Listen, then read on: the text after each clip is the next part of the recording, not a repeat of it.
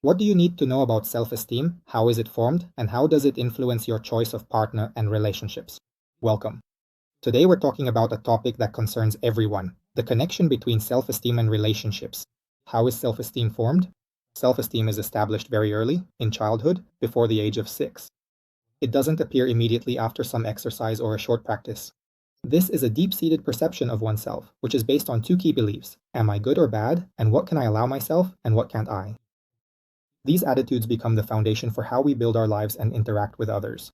The renowned psychologist Eric Berne claimed that it is in early childhood that a child forms their basic self-concept. We look at the world through our parents' eyes, even when they are no longer around. Why does this happen? When we are born, we have to learn how to survive. The closest adults to us are our parents. They manage to survive, so we copy their behavior and worldview. The inner critic, which is formed based on this experience, has one goal: to ensure survival. But it doesn't care whether we are happy. That is why we often continue to judge ourselves through our parents' eyes, unconsciously repeating their patterns. The influence on partner choice. This is where the key point lies. We tend to choose partners, subconsciously guided by these early beliefs. We are familiar with the feelings we experienced in childhood, and throughout our lives we strive to encounter them again in our relationships. Carl Jung wrote that until we become aware of our own unconscious, we will think that the recurring situations in our relationships are our fate.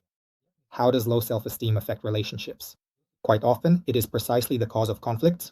A person with low self-esteem is often dissatisfied with their partner and the marriage itself, has a diminished sense of joy and confidence in life, becomes disappointed quickly, feels a lack of motivation, and tends to exaggerate their partner's flaws or their own weaknesses. Two common strategies emerge. The first is to devalue oneself and not believe in the partner's positive assessment. The second is to devalue the partner, to criticize them in order to feel at least a little stronger. This can lead to abusive patterns of behavior.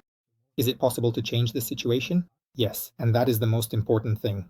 Self-esteem is just a judgment that can be reconsidered.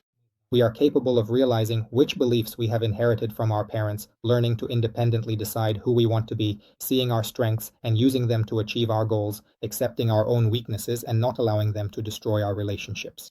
When we start working on this, our relationships become healthier and our lives more harmonious. So the main conclusion is this: the quality of your relationships directly depends on your level of self-esteem. And the good news is, it can be developed. It's in your hands. Thank you for your attention. If you found this topic useful, please like, share this video, and subscribe to the channel. See you next time.